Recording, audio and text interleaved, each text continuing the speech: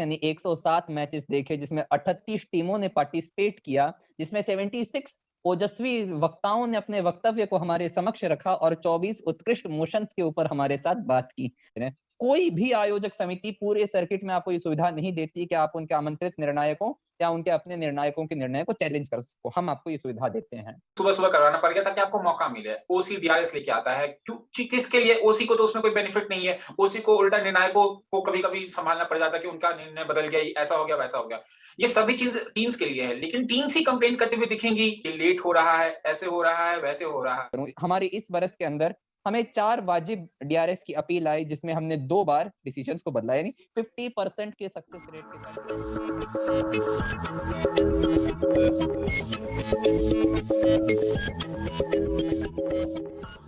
नमस्कार, तर्क ज्ञान के YouTube चैनल पर आपका स्वागत है। मैं हूं दिग्विजय। पिछली वीडियो में आपने देखा था कि शिवाजी भोसले संसदीय वाद विवाद प्रतियोगिता अर्थात तर्कोत्सव डिक्टम द्वारा आयोजित जो डिबेटिंग इवेंट है, उसकी तैयारियां कैसी चल रही हैं और क्या-क्या तैयारियां आयोजन समिति ने की है। तो पूरी आयोजन समिति के साथ मैंने आपकी मुलाकात कराई थी और उनसे जानने का प्रयास किया था कि इस कोरोना काल में ऑनलाइन आयोजित होने वाले तर्कोत्सव से संबंधित उन्होंने क्या-क्या तैयारियां की हैं और तमाम चुनौतियों से, चाहे वो ऑनलाइन स्तर पर हो या किसी अन्य तरीके की चुनौतियां हो, उससे निपटने के लिए उन्होंने क्या-क्या तैयारियां की हैं। तो आज प्रतियोगिता संपन्न हो चुकी है और हम ये जानने का प्रयास करेंगे कि जो उनकी तैयारियां थी वह किस तरीके से उन्होंने क्रियान्वित की और उसके क्रियान्वयन में क्या-क्या चुनौतियां उन्हें नई चुनौतियां, क्योंकि आप तैयारी करते हैं तो अपने हिसाब से बेहतर तैयारी करते हैं, लेकिन जब उसका क्रियान्वयन होता है तो कुछ नई चुनौतियां सामने आ जाती हैं। उन चुनौतियों के बारे में बात करेंगे। आज हमारे साथ आयोजन समिति के अध्यक्ष के साथ-साथ उनकी कार्यकारिणी के कुछ सदस्य भी हैं और साथ ही साथ जो डिक्टम के एल्यूमिनाई हैं, मैं भी एल्यूमिनाई ही हूँ, लेकिन मैं अपनी बात बाद में रखूंगा। लेकिन जो अभी बाकी सभी लोग मेरे साथ जुड़े हुए हैं, एल्यूमिनाई हैं, जज किया है, निर्णायक के तौर पर जुड़े रहे और तमाम अन्य प्रकार की जो आयोजन में सहायता और सहयोग होता है, वह उन्होंने अपना प्रदान किया है। तो सभी से बात करेंगे, लेकिन शुरुआत करेंगे डिक्टम के अध्यक्ष भुवन कृष्णा से। भुवन, आपका स्वागत है फिर से एक बार तर्क ज्ञान पर। प्रणाम दिग्विजय भैया, और बहुत बहुत धन्यवाद आज हमें वापस आमंत्रित करने के लिए यहाँ पर। हाँ भुवन, पहले तो सबसे पहले मैं यही कहना चाहूंगा कि आपको बहुत बहुत बधाई और शुभकामनाएं। और मैं कहूंगा कि आपने एक जो शानदार परंपरा डिक्टम द्वारा रखी गई और उसको आप निरंतर इस वर्ष भी निभाने में कामयाब रहे हैं, और न केवल कामयाब रहे हैं बल्कि एक शानदार, बेहतरीन, उत्कृष्ट आयोजन आपने किया है और जिसकी की सभी प्रतिभागियों ने भी सराहना की है। तो तमाम बातें आपसे करूंगा, लेकिन सबसे पहले जानना चाहूंगा कि आपने जो तैयारियां की थी, वह तैयारियां जब आप क्रियान्वित करने गए तो उसके अतिरिक्त आपने जो सोचा था उसके अतिरिक्त कोई चुनौती आपके सामने आई? यूं तो भैया बहुत सारी चुनौतियां आई और अक्सर चीजें ऐसी गई जैसा हमने नहीं सोचा था, लेकिन हमने अपनी तरफ से पूरा कोशिश किया कि जैसे जैसे परिस्थितियां बदलती गई, हम अपने आप को उस तरीके से ढालते हुए जाएं। इसके बहुत सारे उदाहरण थे कि हमने, खासकर ओसी ने बहुत ज्यादा फ्लेक्सिबल होने की कोशिश की। हो सकता तो हम चाहते तो कह देते प्रतिभागियों से कि हमने तो पहले ही बता दिया था कि हम ऐसा करने वाले हैं, अगर आपकी सुविधा नहीं होती तो आप जा सकते हैं। लेकिन हम जो ओसी के रूप में हम एक एक्स्ट्रा स्टेप लिए हमेशा ये इंश्योर करने के लिए कि प्रतिभागियों को जैसे सुविधा हो सके और जहां तक हमारी क्षमता हो सके हम उनकी सहायता कर सके, चाहे हमें अपने ऑलरेडी बनाए हुए प्लानों को अल्टर करना पड़ा, अपने तरीकों को बदलना पड़ा, लेकिन हमने उनकी सुविधा को हमेशा प्राथमिकता दी पूरे कार्यक्रम में। चलिए आगे बात करेंगे, लेकिन कुछ मैं कहूँ कि आधारभूत जानकारियां ले लेते हैं। कितनी टीमें यहाँ पर आई थी? और सबको पता है कि 3 दिन आयोजन चला, लेकिन कितनी टीमें आई थी, कितनी मैचेस कराए, और जो प्री क्वार्टर था, ये सभी मिलाकर टोटल आप बता सकते हैं कि कितने मैचेस हमने 3 दिन में देखे? बिल्कुल, हमने 3 दिन के अंदर एक रिकॉर्ड नंबर ऑफ मैचेस यानी 107 मैचेस देखे, जिसमें 38 टीमों ने पार्टिसिपेट किया, जिसमें 76 ओजस्वी वक्ताओं ने अपने वक्तव्य को हमारे समक्ष रखा और 24 उत्कृष्ट मोशंस के ऊपर हमारे साथ बात की। ये अपने आप में एक ऑनलाइन समय में ये कर पाना एक बहुत ही उत्कृष्ट बात है और एक बहुत ही सराहनीय बात है कि हम इसे संभव कर सके। जी, तो भुवन, इससे मैं चाहूंगा कि आपके यहाँ जो कि डिक्टम में की खासियत है, और मैं कहूंगा कि हम ये कह सकते हैं कि दिल्ली विश्वविद्यालय में डिक्टम ही ऐसी तर्क वितर्क समिति है जो कि पार्लियामेंट्री डिबेट में चूंकि निर्णय को लेकर बहुत सारी आप कह सकते हैं कि निराशा का उद्गार हमें देखने को मिलता है अन्य आयोजनों में, तो लेकिन डिक्टम में उसको कम करने का प्रयास किया जाता है, उसको खत्म करने का प्रयास किया जाता है। तो उसके लिए डीआरएस का जो प्रावधान है उसको लेकर हमने देखा कि डीआरएस को लेकर इस बार का अनुभव कैसा रहा, वो आप बताएंगे? और इसी प्रश्न को मैं फिर आगे जो हमारे साथ निर्णायक जुड़े हुए हैं एलएम के रूप में उनसे भी पूछूंगा, लेकिन फिलहाल आपसे जानना चाहूंगा। मुझे जितनी जानकारी है, हमने 2016-17 के बरस में डीआरएस को प्रारंभ किया, ये सोच करके अक्सर होता है कि इवन जो सबसे अच्छे निर्णायक भी होते हैं, जो पूर्ण रूप से निर्णय की परंपरा से संबंधित और निष्पक्ष भी होते हैं, लेकिन है तो वो मानव ही, और अक्सर हमेशा मनुष्यों से एक स्कोप रहता है कि उनके निर्णय बनाते हुए गलती हो सकती है।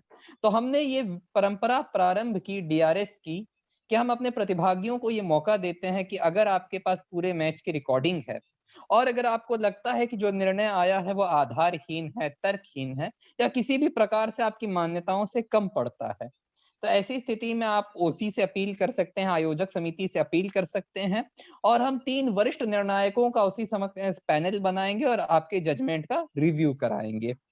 तो अक्सर होता यूं था कि हम इस चीज को हमेशा से जानते थे कि अगर हम प्रतिभागियों को सुविधा देते हैं तो हमेशा एक चांस रहता है कि उसका मिसयूज होने का, कि आप ऐसे निर्णय, हर जो निर्णय पूर्ण रूप से सेटिस्फाइड है या वाजिब निर्णय है उसके ऊपर भी आप सवाल उठा रहे हैं।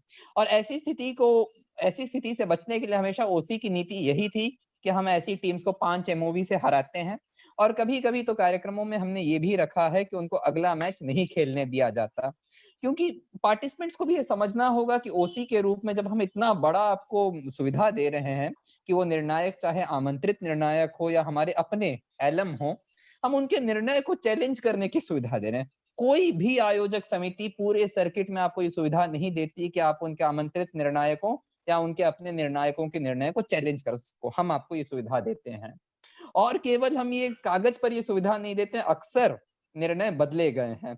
और मैं बाकी वर्षों की क्यों ही बात करूं, हमारे इस बरस के अंदर हमें 4 वाजिब डीआरएस की अपील आई जिसमें हमने 2 बार डिसीजंस को बदला, यानी 50% के सक्सेस रेट के साथ डीआरएस बदले गए। लेकिन साथ ही साथ जो दूसरे हाथ में मैं ये भी कहना चाहूंगा कि हर चरण में हमें 5 से 6 डीआरएस अपील आ रहे थे। तो ऐसी स्थिति में जो प्रतिभागी हैं उनके लिए जानना आवश्यक है कि ओसी के पास भी बहुत सारी दिक्कतें होती हैं।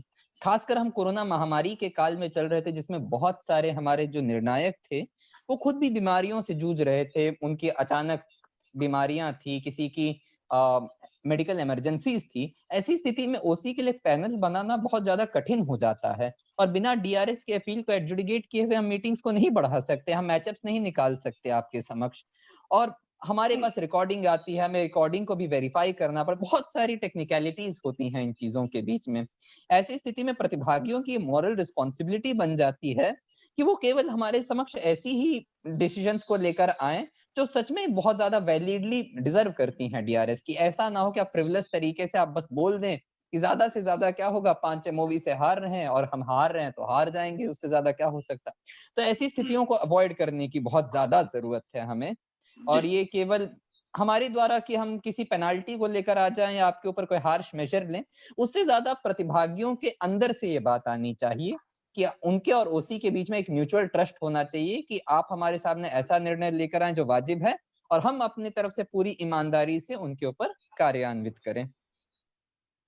ठीक है भुवन, हम आगे बढ़ेंगे। हमारे साथ कुछ अलुमनाई भी जुड़े हुए हैं निर्णायक के रूप में, जिन्होंने इस 7वें संस्करण तर्कोत्सव से पार्लियामेंट्री डिबेट में निर्णायक की भूमिका निभाई है। तो हमारे साथ राजेश कुमार झा एचएस के नाम से दिल्ली विश्वविद्यालय की डिबेटिंग सर्किट में प्रसिद्ध हैं। तो एचएस, आपका बहुत बहुत स्वागत है तर्क ज्ञान पर। प्रणाम भैया। राजेश भैया प्रणाम। हाँ, तो राजेश, सबसे पहले ये जानना चाहेंगे कि निर्णायक के तौर पर आपका अनुभव इस बार क्या रहा? वह आप बाद में बताइए, लेकिन 7वें संस्करण आप अध्यक्ष रहे हैं और आपने तमाम नए-नए इनिशिएटिव तर्कोत्सव नाम दिया, डीआरएस लेकर आए और तमाम अन्य चीज़ें जो नई-नई चीज़ें शुरू की गई डिक्टम द्वारा, उसमें आपने एक बड़ी महत्वपूर्ण भूमिका निभाई है। तो इस बार के आयोजन को आप किस प्रकार से देखते हैं? और उसके बाद आपका इस आयोजन में खास तौर पे ऑनलाइन तर्कोत्सव में निर्णायक के तौर पर आपने जो भूमिका निभाई, उसका अनुभव क्या रहा? आयोजन तो जैसा दिग्विजय भाई आपने पहले भी कहा कि बहुत शानदार रहा। मैंने जब टूर्नामेंट खत्म हुआ था उस समय भी कहा था कि 7 बहुत विशिष्ट नंबर है और ये टूर्नामेंट भी बहुत विशिष्ट तरीके से संपन्न हुआ है, तो बहुत ही अच्छा टूर्नामेंट रहा। इनोवेशंस की बात करूंगा तो इनोवेशंस पे मेरी एक ही दिक्कत रहती है कि ये सारे जो इनोवेशंस है वो ओसी अपने लिए नहीं कर रहा, ओसी अपना काम ही बढ़ा रहा होता है। अगर आपको प्री क्वार्टर्स दे रहा है, उसको एक मैच करवाना पड़ जाता है, हमें एक प्री क्वार्टर सुबह सुबह करवाना पड़ गया ताकि आपको मौका मिले। ओसी डीआरएस लेके आता है, क्यों किसके लिए? ओसी को तो उसमें कोई बेनिफिट नहीं है, ओसी को उल्टा निर्णायकों को कभी कभी संभालना पड़ जाता है कि उनका निर्णय बदल गया, ऐसा हो गया वैसा हो गया। ये सभी चीज टीम्स के लिए है, लेकिन टीम्स ही कंप्लेन करते हुए दिखेंगी कि लेट हो रहा है, ऐसे हो रहा है, वैसे हो रहा है। तो एक ये चीज मैंने बहुत मतलब इनोवेशन हम टीम्स के लिए ला रहे हैं, क्योंकि एज अ टीम हमने बाकी जगह फील किया है कि हमको इन सारी सुविधाओं की जरूरत है, लेकिन टीम्स ही खूब कंप्लेन करती हैं कि ऐसे हो रहा है, वैसे हो रहा है। तो इनोवेशन से तो डिक्टम पीछे कभी नहीं हटेगा, क्योंकि आपने भी माना है, मैंने भी माना और हम सबका मानना है कि डिक्टम वो एक ऐसी जगह बनेगी जो कि सिर्फ रोएगा नहीं कि दिक्कतें होती है, उन दिक्कतों का सॉल्यूशंस देगा। और मैं बहुत ही एक तरीके से कह लीजिए कि सख्त लफ्ज में दूसरे डेवसॉफ्ट्स को या दूसरे लोगों को यही कहूंगा कि पहले आप अपने यहाँ ऐसे इनोवेशंस ला के देखिए, आप हमसे बेहतर करके देखिए, तो आप कंप्लेन करिए, क्योंकि ये कंप्लेन ओसी का मनोबल तोड़ता है दोनों तरीके से। एक तो क्योंकि टूर्नामेंट उसका डिले होता है, दूसरा वो आपकी हेल्प करने की कोशिश कर रहा है तो आप उसी को सुना रहे हैं। तो ये मेरी एक सर्किट अपील रहेगी, या तो आप सहभागिता रखें या तो आप हमसे उसको बेहतर करके दिखाएं। तीसरा आपने पूछा निर्णायक के रूप में, तो निर्णायक के रूप में मेरा अनुभव अच्छा रहा, लेकिन बस एक दो चीजें ये कंप्लेन रही कि मुझे लगा कि टीम्स डिबेट करने से ज्यादा अब सिर्फ जीतने पे ध्यान देती है। उनको रहता है कि कितना जल्दी हाउस को संकुचित कर दिया जाए, कितने कम आर्ग्यूमेंट्स लाए जाए। ओसी मतलब भुवन हॉल में क्लियर करते रह जाता है टॉपिक्स की ऐसे होगा वैसे होगा, फिर भी टीम्स आके वही गलतियां करती है। तो थोड़ा निर्णायक के रूप में विषयों के साथ मैंने जस्टिफिकेशन होते हुए टीम्स द्वारा नहीं देखा, वरना कंपटीशन के लेवल पे ये one of the best Shivaji PDs में से था। 38 टीम्स को ऑनलाइन मैनेज करना, ओसी को बहुत बहुत मुबारकबाद। तो ये बहुत ही अच्छा अनुभव था, एक ओसी और एक निर्णायक के रूप में। हाँ, थोड़ी थोड़ी कमियां रही, लेकिन वो तो हमेशा ही रह जाती है। जी, धन्यवाद राजेश। और हमारे साथ और भी लोग जुड़े हुए हैं, तो उनके साथ भी हम जानना चाहेंगे, वार्ता को आगे बढ़ाएँगे। तो हमारे साथ हर्षद त्रिपाठी जुड़े हुए हैं, डिक्टम के एलुम हैं और उन्होंने निर्णायक के तौर पर अपनी भूमिका निभाई है इस 7वें संस्करण में। तो हर्षद, तर्क ज्ञान पर आपका स्वागत है। धन्यवाद भैया, प्रणाम भैया। हाँ, तो आपसे तो यही जानना चाहेंगे कि निर्णायक के तौर पर, क्योंकि देखिए कोरोना काल चल रहा है, सभी लोग ऑनलाइन ये मैच किए हैं। तो आप चूँकि डिक्टम से जुड़े रहे हैं, डिक्टम के सदस्य रहे हैं और आपने ये सारी गतिविधियाँ आयोजित भी करवाई हैं। और जो डिक्टम में नए-नए इनिशिएटिव लिए गए हैं, उसके गवाह भी रहे हैं और उसके सहभागी भी रहे हैं। तो इस बार जो ये प्री क्वार्टर कराया गया और उसके साथ जो ये मैच की संख्या बढ़ी, क्योंकि प्री क्वार्टर करा रहे हैं तो आयोजन समिति, जैसे राजेश ने कहा कि आयोजन समिति के पास एक और मैच कराने का दायित्व आ गया। उसको आप किस तरीके से देखते हैं और निर्णायक के तौर पर आपका अनुभव क्या रहा? बिल्कुल भैया, मैं इसे एक सकारात्मक पहल समझता हूँ, क्योंकि निर्णायक आज बनने से पहले मैं एक डिबेटर रहा हूँ और मैं ये चीज फेस किया हूँ कि कभी-कभी आपके बैक टू बैक 2 मैच इतनी मजबूत टीमों से पड़ जाते हैं कि आपका क्वार्टर में जाना इतना ज्यादा श्योर नहीं होता है कि आप चले ही जाएंगे। लेकिन प्री क्वार्टर जो हमने लगाया, जो ओसी ने इस बार लगाया, वो यही देख के लगाया कि कभी-कभी टीम्स को मौका नहीं मिल पाता है कि क्योंकि शिवाजी में ये पैटर्न रहता है कि जीती हुई टीम का जीती वाली टीम से एक मैच जरूर होना है। तो ऐसी स्थिति में सारे मैच जीत पाना या 3 या 4 मैच जीत के अंदर जा पाना बहुत मुश्किल होता है। तो जो प्री क्वार्टर की स्थिति थी तो वो 12 टीम से ली गई थी और उनमें 4-4 की टीम भिड़ा के ऊपर की 4 जो टीम थी उनको श्योर कर दिया गया था कि आप अंदर हैं, और बची 12 में से जो 8 टीमें थी नीचे की उनको आपस में भिड़ाया गया। और ये देखने को भी मिला कि जो नीचे की टीम थी वो क्वार्टर में क्वालिफाई कर गई प्री क्वार्टर होने की वजह से। तो एक सकारात्मक पहलू होता है उन टीमों के लिए जो कभी कभी विषय का चुनाव लीग मैच के दौरान गलत कर लेती हैं, तो उनके हार का कारण बनता है। लेकिन वो एक अच्छे वाद विवाद करने वाले डिबेटर जरूर होते हैं, तो प्री क्वार्टर्स में उनको मौका मिलता है कि वो क्वार्टर में क्वालिफाई करें।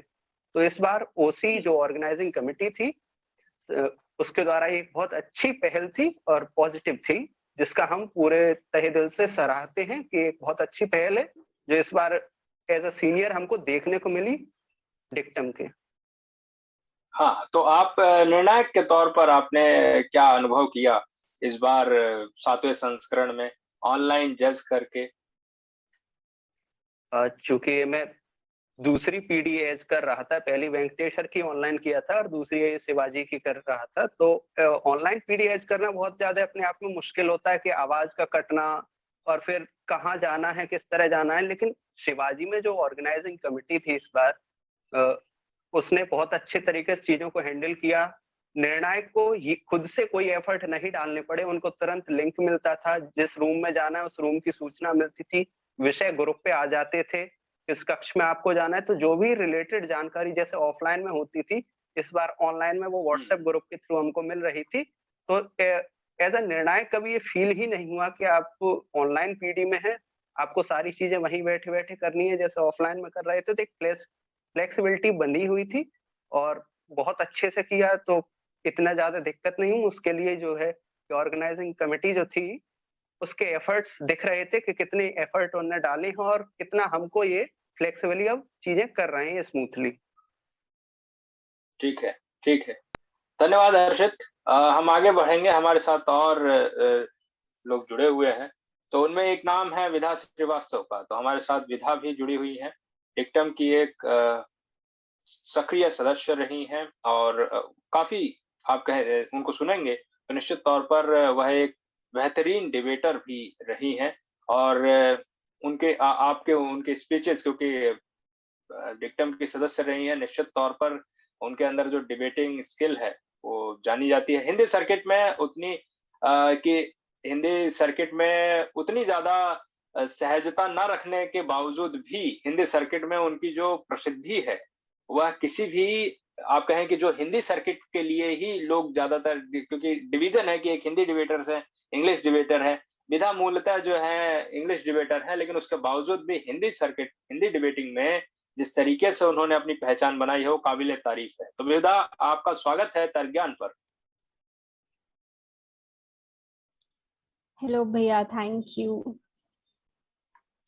हाँ विधा, मैं आपसे जानना चाहूंगा, क्योंकि मूलतः आप जो है इंग्लिश डिबेटर हैं और आपने इंग्लिश पीडी में जो डिक्टम को ऊंचाइयां पहुंचाई हैं और जो निर्णायक के तौर पर आपने जो ब्रेकआउट्स किए हैं, इंटर कॉलेज पीडी ऑर्गेनाइज जो डिबेट कंपटीशन है डीओ में होता है, उसमें हम सभी, चूंकि व्यक्तिगत तौर पे हम सभी जानते हैं, लेकिन मैं ये आपसे पूछना चाहूंगा कि हिंदी सर्किट में जिस तरीके से आपने पहचान बनाई और जो इस बार आप हिंदी सर्किट में ऑनलाइन, शिवाजी में तो जज करती ही रही हैं फिजिकली, लेकिन ऑनलाइन जो आपने जज किया, और क्योंकि इंग्लिश का मूल डिबेटर होने के कारण हिंदी में स्विच करना और ऑनलाइन में तमाम तरीके की जो दिक्कतें होती है हर डिबेटर जानता है, तो उसको आपने कैसे डील किया और आपका क्या एक्सपीरियंस रहा?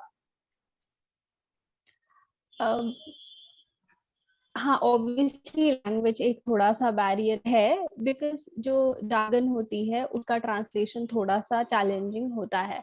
But at the same time because मैं एडजुडिकेटर थी, तो मेरे को वो 15 मिनट का जब प्रेप टाइम, जब टीम्स प्रेप कर रही होती थी, तो मैं मोशंस के ट्रांसलेशंस ढूंढ लेती थी कि चलो हाँ ठीक है, अगर कहीं नव उदारवाद लिखा है तो दैट मीन्स न्यू लिबरलिज्म।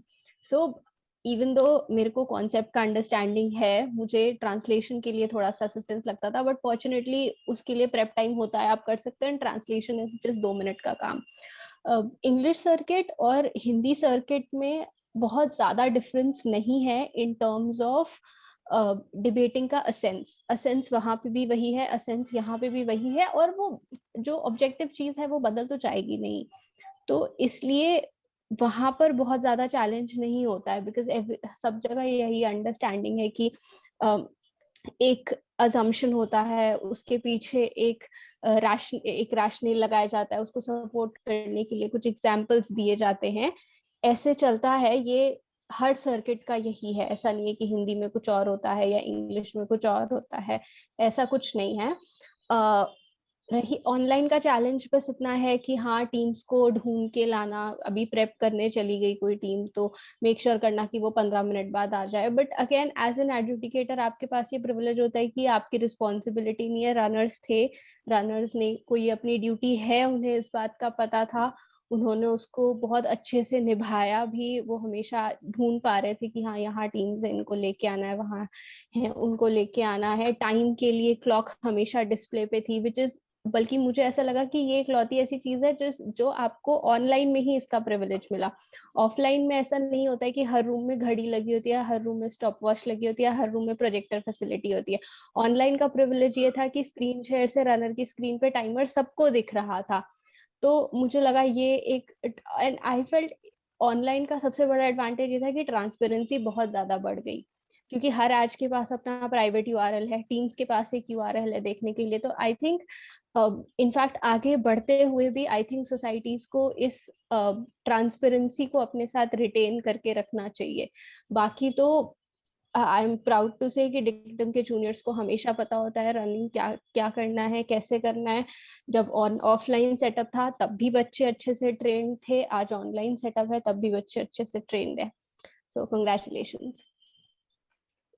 ठीक, तो हम ये कह सकते हैं विधा कि प्रिपरेशन का जो टाइम मिलता है, टीम्स तो प्रिपरेशन करती हैं, लेकिन आप भी अपनी प्रिपरेशन कर रही होती हैं एज अ निर्णायक। बाकी और कोई निर्णायक को हम नहीं देखते कि वो इतनी प्रिपरेशन कर रहे होते हैं। उसका कुछ रीजन ये भी है कि बाकी सब लोग डिबेटिंग के काफी टच में रहे हैं, हमेशा करते रहे हैं। मैं आज करने भी और डिबेट करने भी बहुत लिमिटेड जगहों पे जाती थी, एंड आई ऑलवेज बिलीव कि नॉलेज का तो कोई सब्स्टिट्यूट नहीं है। आपको कितना भी लेयर करना आता हो, बात रखनी आती हो, एंड सोल्यूशन नॉलेज ही है। तो अगर पता नहीं है तो आप कितना भी उसको डेकोरेट कर लो, वो समझ आ जाता है कि बात हॉलो है। जी ठीक है, आगे बढ़ते हैं। हमारे साथ जुड़े हुए हैं एक और डिक्टम के, आप कह सकते हैं कि काफी धुरंधर वक्ताओं में उनका नाम है। डिक्टम के वक्ताओं में दिल्ली विश्वविद्यालय में एक प्रसिद्ध वक्ता के तौर पर उन्होंने अपनी पहचान बनाई है, और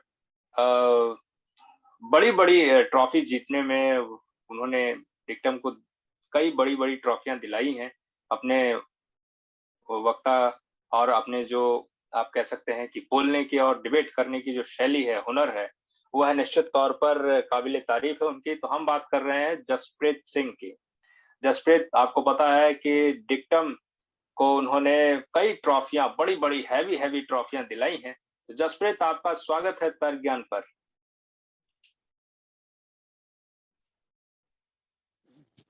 जी प्रणाम भैया। हम ये जानना चाहते हैं आपसे कि चूंकि आप एक डिबेटर रहे हैं और आपने भी काफी उपलब्धियां अपने, जब तक आप सक्रिय रूप से थे तो आपने हासिल की। आज की जो ऑनलाइन डिबेटिंग हुई और उसमें आप एक निर्णायक के तौर पर आपने अपनी भागीदारी निभाई, तो निर्णायक के तौर पर आपका अनुभव क्या रहा, और क्या आपने कुछ और बदलाव देखा अपने समय और इस समय जो डिबेट हुई? ऑनलाइन और ऑफलाइन का अंतर बात नहीं कर रहे हैं, निर्णायक को लेकर, मैचेस को लेकर, गुणवत्ता को लेकर, इन सब को लेकर क्या आपने अनुभव किया कि कुछ अंतर है या बहुत अंतर है? देखिए, जिस ट्रांजिशन की यहाँ पे आप बात कर रहे हैं, तो सर्वप्रथम इस बार मैं आपको बताना चाहूंगा कि किसी भी इवेंट को सक्सेसफुल बनाने के लिए एक पूरा यूनिट लगता है कि आप उस पे कितने डेडिकेटेड है अपने उस इवेंट को लेकर, चाहे वो जूनियर्स हो, चाहे वो एक्टिव मेंबर्स हो, या चाहे वो एलम्स हो।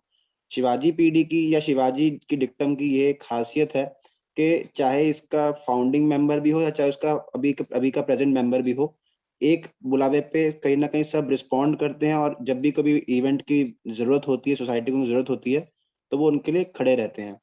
और रही बात इस इवेंट की गुणवत्ता को बनाए रखने की, या इस इवेंट का एक इवेंट कितना सक्सेसफुल रहा या कितना ग्रैंड रहा अपने अपने आप में, इस बात का प्रमाण इस छोटी बात से निकलता है कि ये शिवाजी पीढ़ी, ये सर्किट की, हिंदी सर्किट की पहली ऐसी पीढ़ी रही जहां तक कि मैं जानता हूँ जिसमें कि एक भी क्लोज राउंड नहीं हुआ।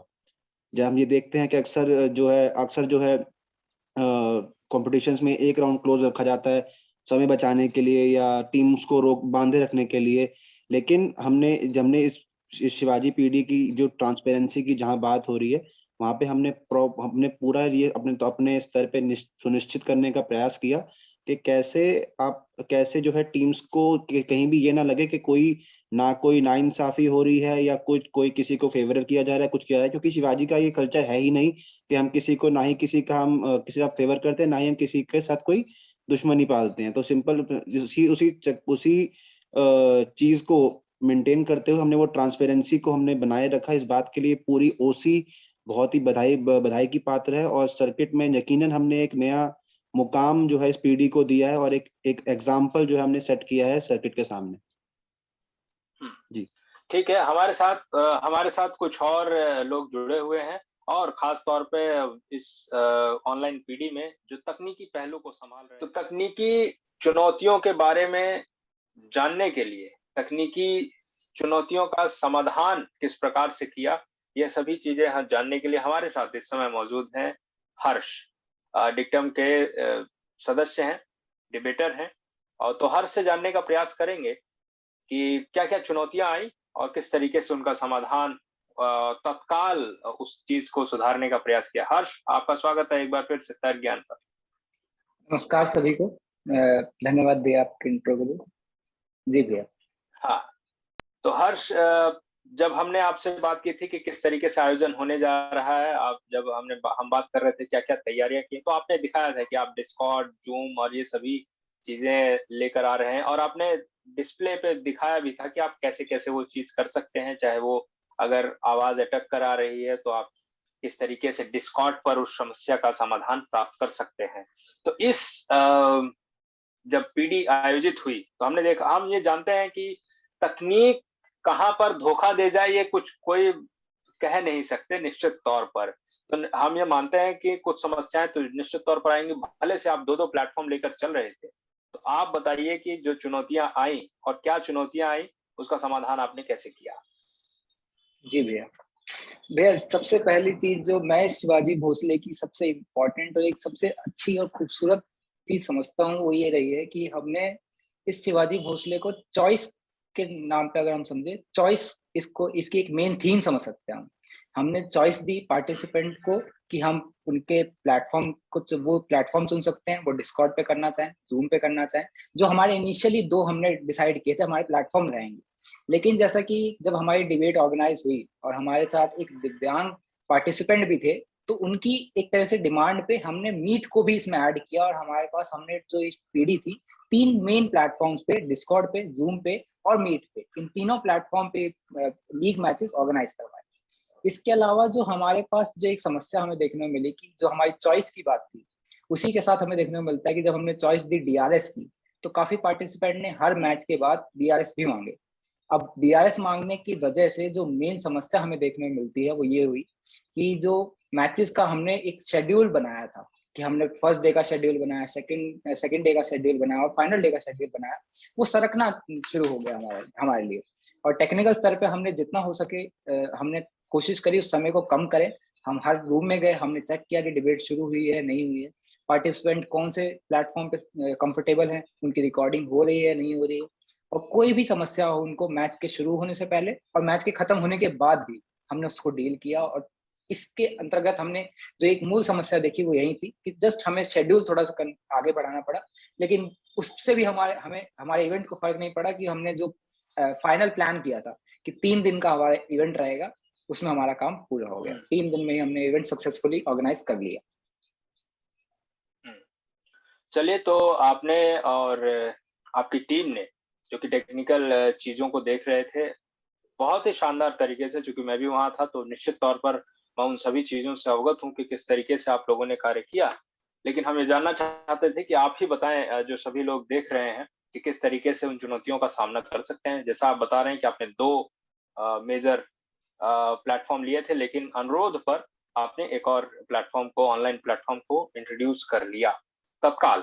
तो यह दिखाता है कि आप कितनी तैयारी के साथ आए थे। निश्चित तौर पर आपकी तैयारी में मीट नहीं था, लेकिन जब समस्या आई तो आपने उसको तत्काल उसका समाधान किया।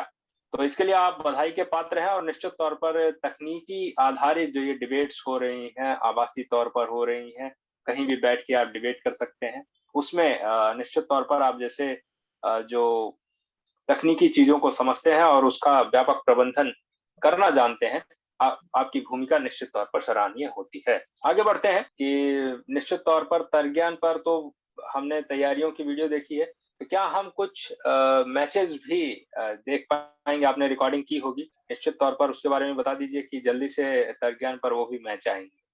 जरूर जरूर भैया, हमने सेमीज और फाइनल की रिकॉर्डिंग करी है और हमने कोशिश करी है हम क्वार्टर्स के भी कुछ मैचेस की रिकॉर्डिंग कर सके।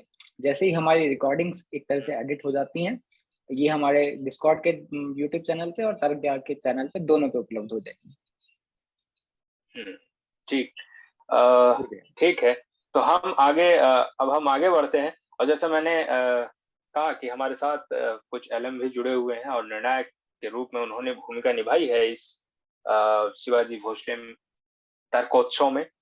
तो हमारे साथ जो अगले निर्णायक के तौर पर जुड़े हुए हैं, डिक्टम के सक्रिय सदस्य रहे हैं, अहम भूमिका निभाई है उन्होंने जब वह डिक्टम के सदस्य थे। तो हम बात कर रहे हैं कौशल की। तो कौशल, आपका बहुत बहुत स्वागत है तर्कज्ञान पर। और निर्णायक के तौर पर आपने जो भूमिका निभाई है उसके बारे में आपसे बात करेंगे, लेकिन सबसे पहले आपका स्वागत है।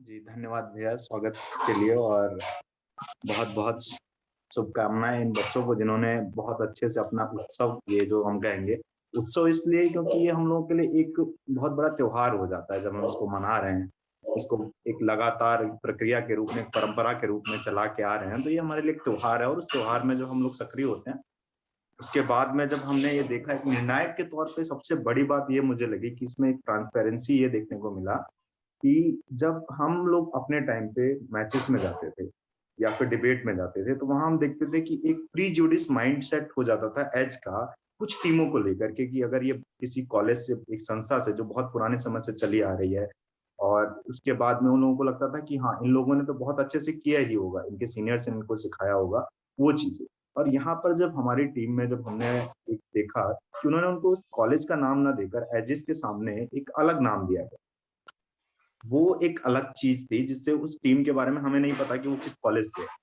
एज के तौर पर, क्योंकि आप एक डिबेटिंग में सक्रिय नहीं है इस समय पर, तो उससे आपके अंदर जो ये प्रीजुडिस माइंडसेट है वो नहीं आ पाएगा। आप उस वक्त में आप जब एज कर रहे हैं, आप जज कर रहे हैं, तो आप सिर्फ एक वक्ता के वक्तव्य को सुन रहे हैं और उस वक्तव्य से ही आपको निर्णय लेना है, ना कि किसी कॉलेज के नाम पर। और जब कॉलेज के नाम पर नहीं ले रहे हैं, आप वक्ता के निर्णय पर ले रहे हैं, तो उसमें भी एक चीज और आपको देखना पड़ता है कि जब आप जज कर रहे हैं उस समय में, कि हम जब बैठे हुए हैं जज करने के लिए, तो क्या हमारे अंदर जो हमारे एक विचार आ रहा है, कुछ उस पॉइंट को देखते हैं, जब हम विषय को देखते हैं तो अपने कुछ विचार आते हैं हमारे, तो उन विचारों से को अलग रख करके जब हम देखते हैं, कई बार ऐसा होता है कि कुछ एक वक्ता जो है उसने हमारे विचार जैसा ही कुछ संबंधित विचार बोल दिया, तो हमको लगने लग जाता है ये वक्ता बहुत अच्छा है। उस माइंडसेट से अलग हट करके जब हम एज करते हैं, तब हमें लगता है कि हाँ कुछ अच्छा है, एक ट्रांसपेरेंसी आया है। और ये चीजें मैंने कोशिश की कि अपने निर्णय में कभी ये आने ना दूं, क्योंकि जब मैं देख रहा था कि कुछ एग्जांपल्स कई बार टीम्स ने दिया, और अब मैं कहूंगा कि स्तर जो है, क्योंकि जब हम देख रहे हैं कि ऑनलाइन टीम आपके द्वारा या बहुत सारी और चीजें हैं जिनको उनको मिल जाता है, उनको रिसोर्सेज मिल जाता है, शुरुआती तौर पर जब नए नए बच्चे आते हैं उनको सीखने को मिलता है कि आपके चैनल के जरिए या किसी और प्लेटफॉर्म के जरिए, तो वो लोग शुरुआत से सीख रहे हैं। जब वो लोग शुरुआत से सीख रहे हैं, सीखने के बाद में जब अच्छे स्तर पर आते हैं, कि हम लोगों के समय पे सीखने जैसा कुछ उस समय पर था नहीं, ना ही तो इतने रिसोर्सेज थे और ना ही तो इतनी चीजें थी हमारे पास, ना ही तो आपके अलावा शायद से और कहीं सीखने के लिए कोई मार्गदर्शक भी नहीं हुआ करता था उस समय पर, तो वो बहुत मुश्किल हो जाता था। और उसके चलिए, बाद में जब हम तो कौशल, इसी में आपसे एक सवाल ले लेता हूं मैं कि जो आप जो अनुभव बता रहे हैं, तो ऑनलाइन में जो आप सीखने की बात कर रहे हैं और जिस तरीके से आप ये निश्चित तौर पर मानेंगे कि आजकल जो सेशन हो रहे हैं वो भी ऑनलाइन हो रहे हैं, उसमें ऑनलाइन बहुत सारी चीजें सिखा दी जाती हैं। और तो कितना आप ये मानते हैं कि जो सीखने और सिखाने की प्रक्रिया है, कोविड आने और ऑनलाइन प्लेटफॉर्म पर आने से आपको क्या व्यक्तिगत तौर पर लगता है कि कुछ प्रभाव पड़ा है? देखिए, सीखने और सिखाने की चीजों में एक डबल चीज है। देखिए, सेशन चीजों में यहाँ पर डबल चीजें काम कर रहे हैं, डबल फैक्टर काम कर रहा है कि एक तो पार्टिसिपेंट्स के पास में जो है वो उनके पास में रिसोर्सेज ऑनलाइन हो गया है। जियो फैक्टर की जो अगर हम बात करें, हमारे टाइम पे नहीं था, खैर हम लोग जो ऑफलाइन कॉलेज में जितना समय मिला उतने टाइम पे हमने सीख पाए। उसके बाद में जब अभी देखते हैं पार्टिसिपेंट्स को, कॉलेज की तरफ से जो उनके सीनियर्स हैं वो सिखा रहे हैं, प्लस कुछ प्लेटफॉर्म्स हैं जहां पर आप हैं, आपका एक प्लेटफॉर्म है, कुछ और प्लेटफॉर्म भी शायद से आ रहे हैं अभी, वहां से वो सीख रहे हैं, उनको जानकारियां मिल रही हैं, तो उनको एक नया डेवलप करने का नए नए तरीके उनको पता लग रहे हैं। शुरुआती तौर से उनको बहुत सारी चीजें जो मायने होते हैं, फर्स्ट ईयर के जूनियर को पीडी का पूरा एक प्लेटफॉर्म पे किस तरह से एजेस को एज करना चाहिए वो उनको पता होता है। तो आपके अंदर एक ये भी भय रहता है कि उनको पता है, आप किसी भी तरह से प्रिजुडिस होके जज नहीं कर सकते, जो अगर आप करेंगे तो शायद से आपकी छवि नहीं, आपकी जो संस्था है उस संस्था की छवि पे भी एक चोट आ सकती है। हाँ कौशल, ठीक है, जी। ठीक है। एक सवाल जो आपने अपने वक्तव्य में कहा उससे जुड़ा हुआ सवाल है जिसको मैं चाहूंगा कि भुवन उसके ऊपर अपनी बात रखें।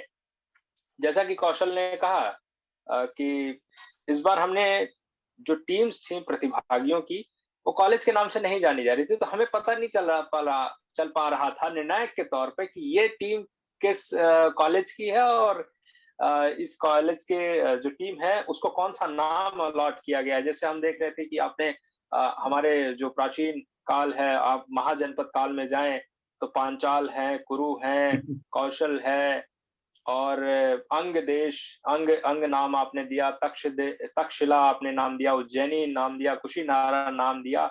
ये सब आइडिया किसी सीनियर ने, एलएम ने दिया या आपकी समिति या आपने खुद ऐसा सोचा? प्रणाम कौशल भैया। मुझे बहुत ज्यादा मेरे लिए हर्ष का विषय है ये बताते हुए कि ये जो पर्टिकुलर आइडिया था ये हमारे अपने जूनियर्स का था, मेरी जूनियर्स का था, जो हमारे सेकेंड ईयर के सदस्य हैं और साथ ही इस आयोजक समिति के भाग थे। ये उनका ही बहुत प्यारा आइडिया था ये कहने का कि हम एक तरीके से ट्रांसपेरेंसी नाम इंश्योर ले लें करने आप की। उस सदस्य का ताकि हम जान सकें। सौरभ, सौरभ करके हमारे सदस्य हैं। सौरभ। ये ना ही उन्होंने ये आइडिया दिया, उन्होंने ये इनिशिएटिव भी लिया कि वो 38 नाम इकट्ठा कर सके महाजनपदों के, जिससे इन टीम्स का नाम चिन्हित किया जा सके, और उन्होंने पूरा स्वयं ये कार्य किया। और मैं मानता हूं कि इस प्रतियोगिता में उसने एक अहम भूमिका निभाई कि अंत तक हम किसी महाविद्यालय का नाम खुलकर स्पष्ट रूप से आ नहीं पाया किसी एज के सामने। निर्णायकों को हमेशा उनकी मेरिट और उनके वक्तव्य शैली के ऊपर ही अपना जजमेंट बनाना पड़ा। चलिए, तो मैं खुद जब जज कर रहा था तो मैं इस इनिशिएटिव को लेकर बहुत प्रसन्न था कि चलिए अब ये नहीं होगा कि ये फलाना कॉलेज से आए हैं और फलाना नाम है ये। और खास तौर पे अगर मान लीजिए कि ये फिजिकली होता, ऑफलाइन पीडी होती, तो शायद उसमें संभव था कि पहचान रिवील हो जाती, पहचान उजागर हो जाती कि ये किस कॉलेज से है। लेकिन ऑनलाइन था तो इसमें हम ये कह सकते हैं कि 99% तक किसी को नहीं पता था कि कौन सी चीज कॉलेज से कौन सी टीम है या किस नाम, जो नाम अलॉट किया गया है, कुरु है, पांचाल है, उज्जैनी है, तक्षशिला है, ये किस कॉलेज से संबंधित है। तो मुझे लगा कि ये एक और शानदार काम किया गया इस तर्कोत्सव में, जो कि हम कहें कि ऐतिहासिक है और हमेशा याद किया जाएगा क्योंकि पहली बार ये काम हुआ है। हो सकता है कि जो और वाद विवाद तर्क वितर्क की जो समितियां हैं वह इससे कुछ सीखे निश्चित तौर पर, क्योंकि यह सिर्फ ऐसा नहीं है कि हमने ऐसा किया तो आप ऐसा नहीं कर सकते, आप भी कर सकते हैं। तो यह था डिक्टम वाद विवाद समिति, क्योंकि बार बार अध्यक्ष, माननीय अध्यक्ष द्वारा ये अनुरोध किया जाता है कि हम तर्क वितर्क समिति का शब्दों का प्रयोग करें, लेकिन आदत बनी हुई है वाद विवाद प्रतियोगिता और वाद विवाद समिति का। इसलिए मैं ये कह रहा था कि वाद विवाद समिति डिक्टम द्वारा शिवाजी महाविद्यालय की समिति द्वारा आयोजित तर्कोत्सव सफलतापूर्वक संपन्न हुआ और अभी आपने तमाम जो एलएम हैं और जो कार्यकारिणी के सदस्य हैं, डिक्टम के वर्तमान अध्यक्ष भुवन कृष्णा को सुना आपने, राजेश झा को सुना, एचएस के नाम से प्रसिद्ध है, कौशल वर्मा को सुना आपने, विधा श्रीवास्तव को सुना जो कि मूलतः इंग्लिश की डिबेटर हैं, लेकिन हिंदी में उन्होंने जो पहचान बनाई है वो काबिले तारीफ है। जसप्रीत सिंह को आपने सुना और आपने सुना इस पूरी प्रतियोगिता में तकनीकी चुनौतियों जिम्मेदारियों को निभाने वाले हर्ष को। तो इन्हीं शब्दों के साथ मैं चाहूंगा कि आप सभी इस प्रतियोगिता से सीखें और इसमें जो जो चीज आप सीखें निश्चित तौर पर अपने अन्य सभी मित्रों के साथ शेयर करें। न केवल इस प्रतियोगिता से जो चीजें आपने सीखी है उसे अपने दोस्तों तक पहुंचाएं, बल्कि अनुरोध आपसे यह भी है कि इस वीडियो को भी ज्यादा से ज्यादा लोगों तक पहुंचाएं और यह बताएं कि देखिए शिवाजी विश्वविद्यालय शिवाजी महाविद्यालय द्वारा किस तरीके से नए नए प्रयास किए जा रहे हैं तर्क वितर्क प्रतियोगिताओं में स्पष्टता लाने के लिए, पारदर्शिता लाने के लिए और जो निर्णय की गुणवत्ता है उसको सुधारने के लिए क्या क्या प्रयास किए जा रहे हैं। डीआरएस से लेकर टीमों को एक विशिष्ट नाम देना और वो भी गौरवशाली इतिहास महाजनपदीय नगरों और आप कह सकते हैं कि उस समय जो प्रसिद्ध महाजनपद थे उनके नाम देना, ये निश्चित तौर पर अपने आप में जितनी तारीफ की जाए इसकी वह कम है। तो मिलेंगे किसी और वीडियो में और किसी अन्य विषय के साथ आपके सामने बहुत जल्द होऊंगा। तो तब तक आपसे एक ही अनुरोध कि वीडियो को ज्यादा से ज्यादा लोगों तक शेयर करें। कोई प्रश्न है तो निश्चित तौर पर आप कमेंट बॉक्स में लिख सकते हैं और चैनल को सब्सक्राइब करना ना भूलें। बहुत बहुत धन्यवाद।